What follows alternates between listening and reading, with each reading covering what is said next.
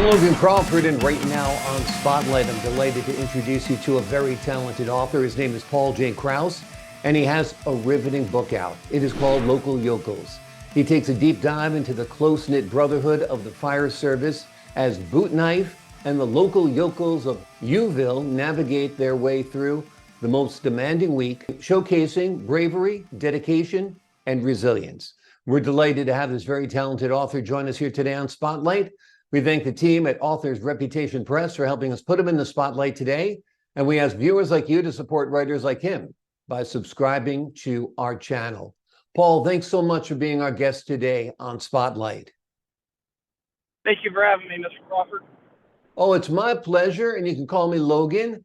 Got a quick question for you, Paul. Let's do the big picture. Tell the folks at home what the book Local Yokels is about. Give them an overview.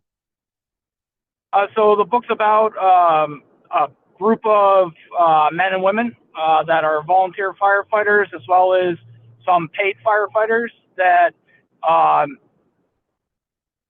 end up running into the most demanding, week of their fire service career up until that point.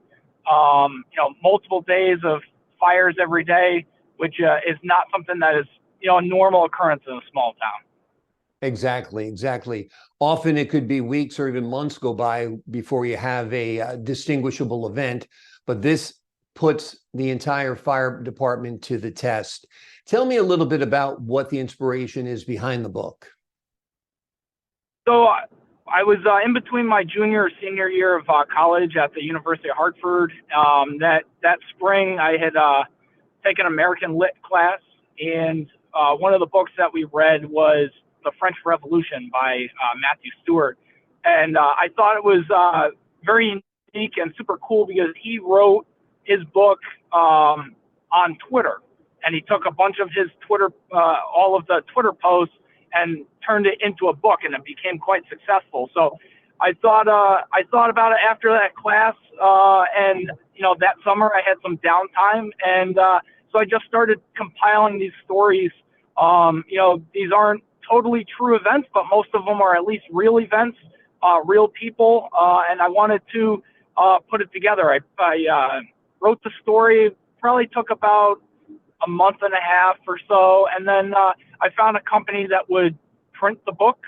I had it printed, and gave the copies out to the characters in the book, the actual people, and I got some pretty positive feedback from it. So then I looked into getting it published, and here we are today. That's wonderful. So did you ever work with the fire service, or did you just do research? Tell us about that research and how you found out about all these intricacies of the fire service. So I'm a volunteer firefighter. I have been since 2005. I also currently work full-time as a firefighter for a large industrial company. So all of the technical references and, the events either are from my education through the different certifications I've obtained over the years, as well as personal experiences up until the point of that book. I had been fairly lucky in the sense that I've had the ability to practice my craft by responding to a number of fires in town, out of town, extrications, and I got to work with all of these fine people that are, like I said, the characters became the characters in the book. Tell us a little bit about Bootknife and the significance in the story. So Bootknife is loosely referenced, or is it's a reference of myself as the main character. I served 4 years in the Marine Corps. When I got out and got back into volunteering very actively immediately after, I ended up getting the nickname Bootknife because I always carried a pocket knife around. So I used that as the main character's name, and then everything that he does or experience. I used to smoke, so that's why there's smoking references in there. I had a Dodge Charger at the time, so that's why I put that in there. So and all of the personal relationships that you see between Bootknife and the characters in the book are all based on actual personal relationships that I have with these people still today. Wonderful, wonderful. Tell us how you captured the essence of brotherhood among firefighters in your book. So honestly, I think it's just through the stories. I tried to make them as real and to try to put that passion, that love that we have for each other. I tried to just express that in a word. Sometimes it's easier said than done. But it is a true brotherhood, a true sisterhood. We rely on each other to get home at the end of the day. So when your life is in somebody else's hands, you tend to become rather close quite quickly. Yeah, absolutely. When you're watching each other's back like that, whether you're in the Marines or the fire service or the fire department or police department, you create a brotherhood. You become like brothers for sure, because your lives depend on it. Tell me a little bit about the description in the book of the busiest consecutive fire period in the department's history. How did you conceptualize this intense scene and scenario? So shortly before I got out of the Marine Corps, there was a 6-day stretch where there were 5 fires. Unfortunately, I missed that week because I was still in the service, but that was probably hands down the busiest week that I had ever heard of, at least in recent history.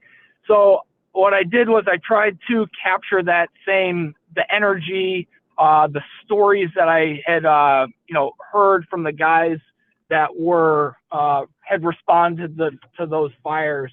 And then I just took fires that I had responded to after that period and put them into those days. Wonderful. Tell us a little bit about the setting. Where is the story set?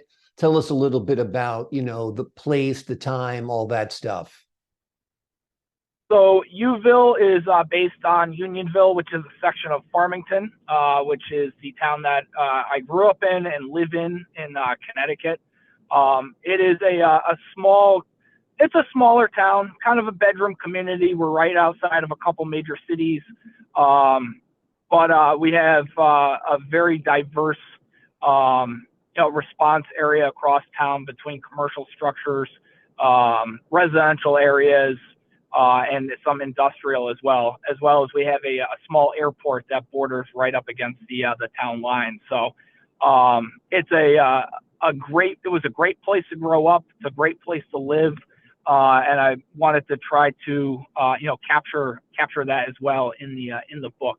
It's not a major metropolitan city, but there's small towns across the United States where first responders are getting it done every single day to protect the lives and property of the folks in the community.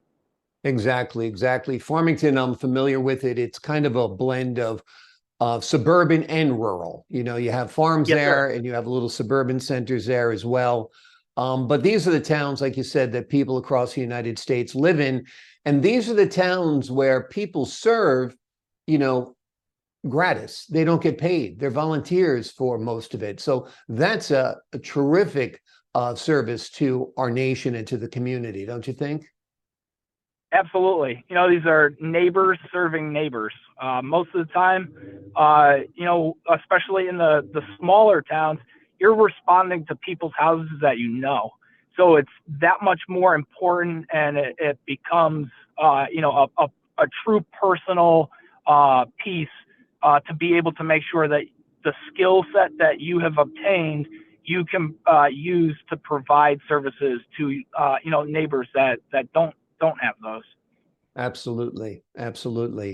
Tell us a little bit about striking a balance between the technical aspects of firefighting and the emotional journey of the characters. So, firefighting, especially into the 21st century, it's become a very technical piece. When my father, my uncle, family members before were in the fire service, it was still they were still doing things that were fairly rudimentary, and it was through them technologies and been developed, and new techniques and tactics.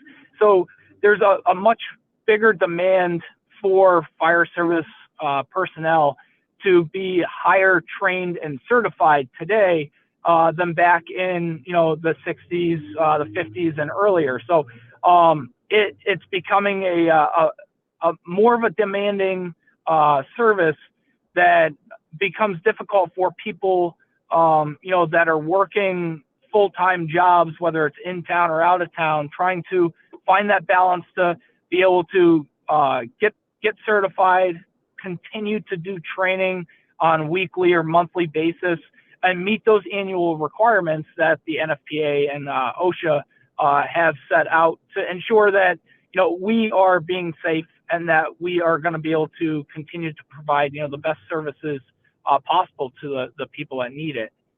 I don't think the viewers at home realize just how physically challenging it is to be a firefighter. I've done stories on firefighters, and they've had me train with them a little bit.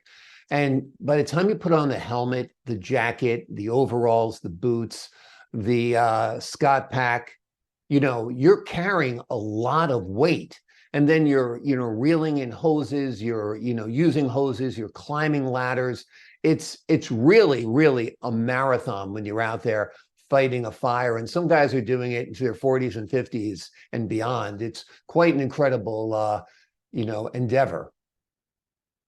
Yes, sir.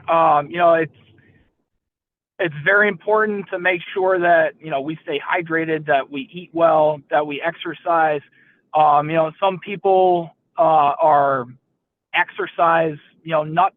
They're in the gym and everything. And then, then you have your average Joe, I like to call them. I kind of put myself into, in between those categories, but yes, very physically demanding.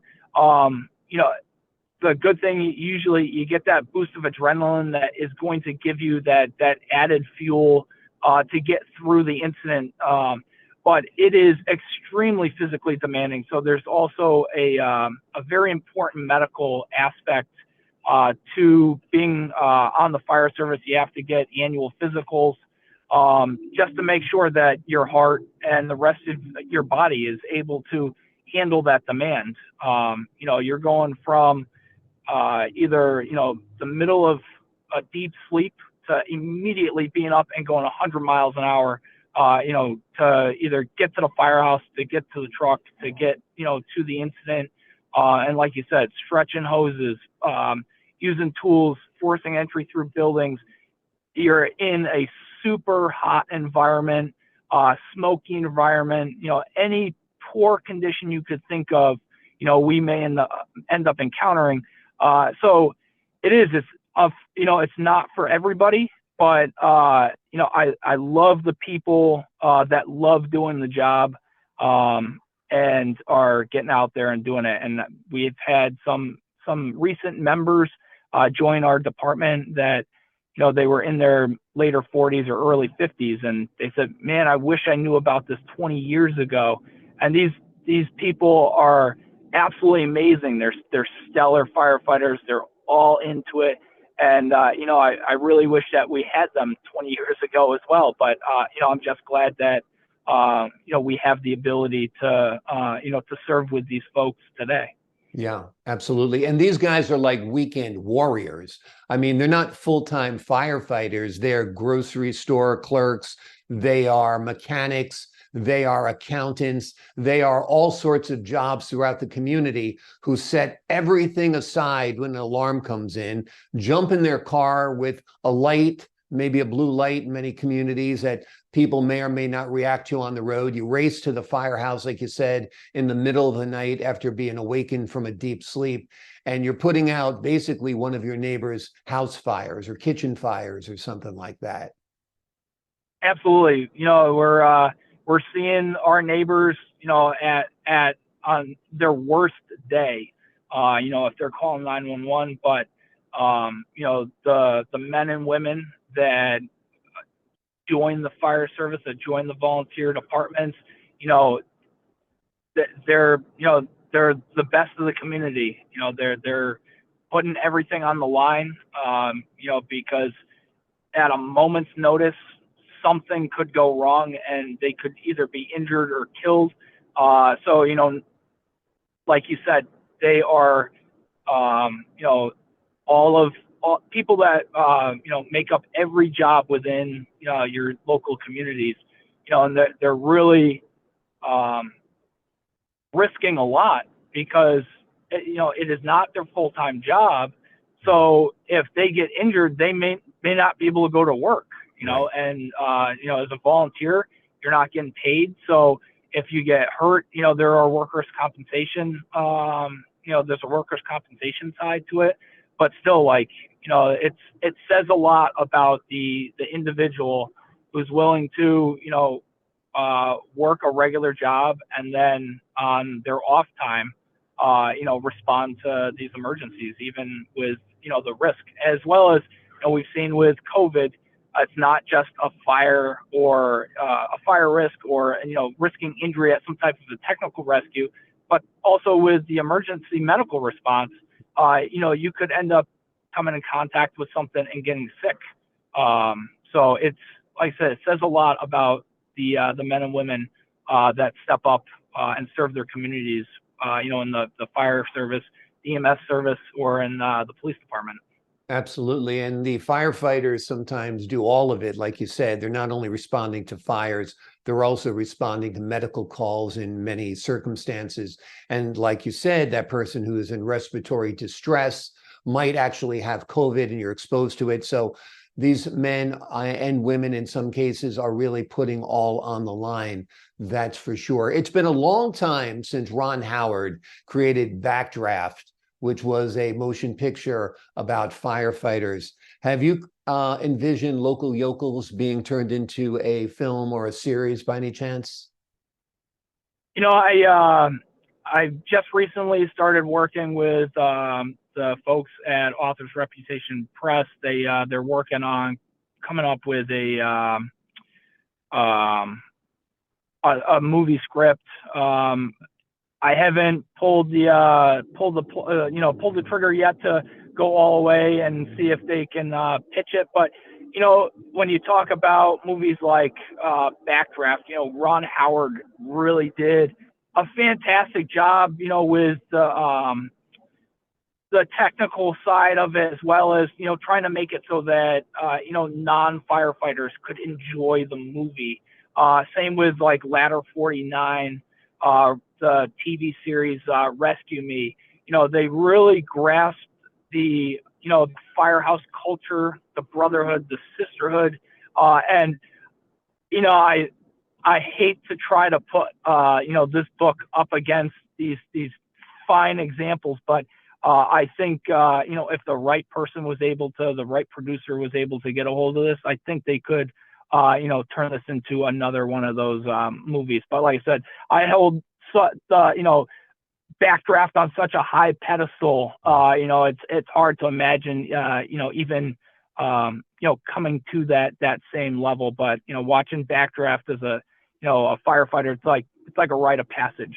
I'm very surprised at the few people I come across that are firefighters that haven't seen that movie. But Yeah. Yeah, I could envision your book absolutely as a series or a movie, and I would actually produce it in this way where, yes, it's about firefighting, and yes, the guys get called to fight fires from time to time, but it's also about the stories of these characters and their lives and what's happening in their lives and the dramatic moments within their lives that don't involve firefighting, and then how they're pulled out of it at a moment's notice to go and respond and help the community. So I do think there's so much there that could be developed and expanded upon. So hopefully, Hollywood, if you're listening, this would be a great film or series, that's for sure. Firefighting is a profession that is filled with danger and unpredictability. Your book really does a great job at being accurate and respectful to the firefighters. And I guess that's because you're part of the culture. Yes, sir. The last thing I wanted to do with this book is one, embarrass myself, embarrass the the folks that I work with, as well as two. I did not want to paint the fire service in a bad light. Um, you know, it's there's you got to walk to make sure that everybody at the end of the day, when this book is out there, everybody's being represented appropriately, and not in such a way that it's going to cast a bad light on anybody. Absolutely. Tell me what you hope readers will take away from Local Yokels. I hope they would just take away that those folks that you probably rarely see if you never call 911 or you never have to call 911, you won't see us. But there are these folks within your community that are, taking that extra step, that are providing these services to you, and that, like I said, that most of them are your average everyday Joe, and they're not out there toting themselves to be, heroes or anything like that. Most folks are going to be quite humble about the job that they have here, and also just to keep everybody aware that just because you have a vehicle, whether it's running a blue light or a red light or a green light for emergency medical services, just because there's no siren, it doesn't mean that they're just trying to take their time to get to the station. These folks are responding to an emergency, and for all it could be one of your loved ones. So please pay attention while you're driving. Pull over for them so that they can get around. So that extra second that you save them by pulling out of their way so that they can get to the station could be, the matter between, somebody surviving and somebody not. Absolutely. That is a great reminder to the folks at home who are watching to respect the lights that they see on the cars of volunteer firefighters. And you just might save somebody's life. It might be somebody close to you. And that is an important reminder for sure. Tell me about the writing process for this book. Were there any challenges you faced while writing it? Did it seem to flow effortlessly? Did it at times take you a while to, hammer out different thoughts you had? Tell us about that.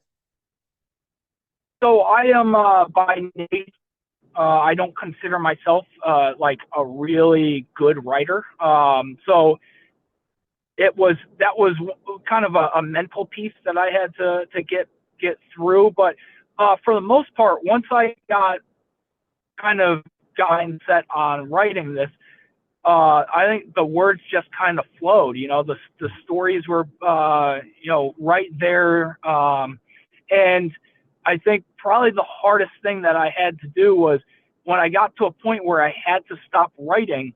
I had to make sure I was in a spot where I could remember where I left off, whether it's later in the day or, the next day. But, I think trying to find a good spot to stop and remember where I was going to next was definitely the most difficult part. I was jotting notes down and, trying to make sure that, I knew where I was kind of planning on going, moving forward with that section. But along the way, I have to, give a shout out to my wife, Sarah. She really was like my editor through this process.